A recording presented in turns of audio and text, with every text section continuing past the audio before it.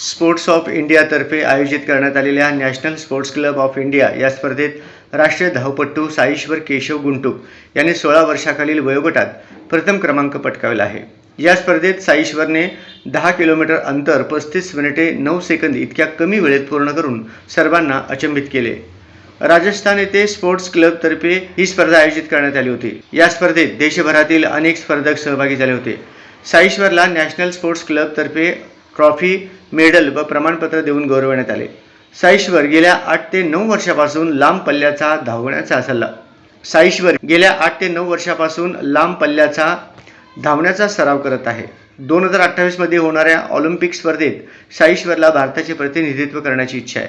सोलापुरात synthetic track नसल्याने आठवड्यातून 2 दिवस विजयपुरा व कलबुर्गी येथील सिंथेटिक ट्रॅकवर सराव करण्यासाठी ते जात असतात। साईश्वरला सिनियर ऑलिम्पियन केशवराज सिंह यांचे मार्गदर्शन लाभत आहे। तर प्रशालेचे प्राचार्य अंबादास पांढरे सर, प्राचार्य चिदानंद माळी सर, क्रीडा प्रशिक्षक कृष्णा कोळी सर तसेच सर्व शिक्षकांचे व क्रीडा क्षेत्रातील मान्यवरांचे मार्गदर्शन लाभत आहे।